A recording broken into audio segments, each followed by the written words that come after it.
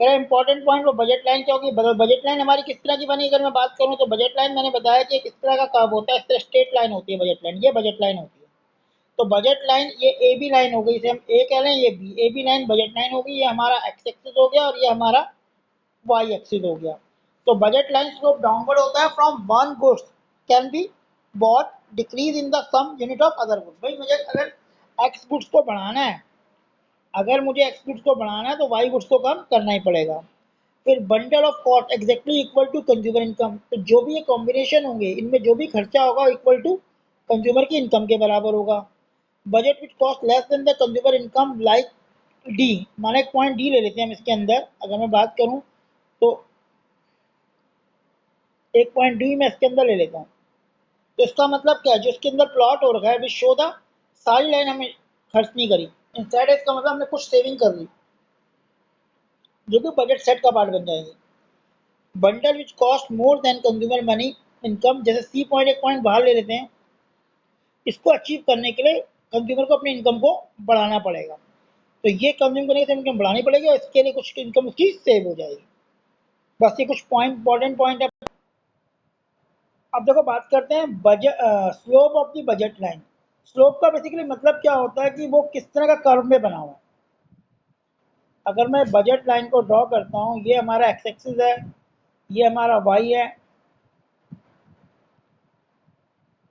तो budget line जो बनी है आपकी, वो बजट लाइन ये बनी, तो इसका स्लोप मतलब ये इस तरह का है या इस तरह का है या इस तरह का है, तो ये जो एंगल होता है उसे हम स्लोप कहते हैं बेटा।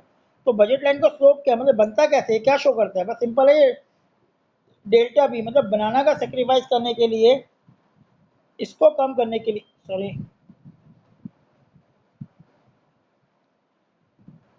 यहाँ पे आपका बनाना हो गया अगर हम बात करें, और ये एप्पल, तो एप्पल को बढ़ाने के लिए बनाना का जो सेक्रीफाइस कर रहे हैं, मतलब इतना एप्पल बनाने के लिए जितने बनाना का सेक्रीफाइस कर रहे हैं, उसकी रेशो को budget slope of budget line कहते हैं। देखो unit of banana sacrifice divided unit of gain in apples, जो भी गेन हुआ ये budget line slope of budget line कहलाता है। एक नंबर का क्वेश्चन आता है, देखो लिखा है slope of budget line number of unit of banana या वाई गुड्स कह सकते हो, consumer is willing to sacrifice for additional unit of apple, additional apple के लिए जितने बनाना का वो सेक्रीफाइस कर रहा है।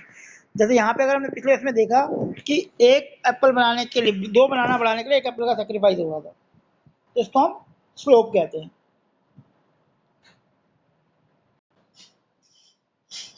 अब बात करते हैं प्रॉपर्टी ऑफ बजट लाइन।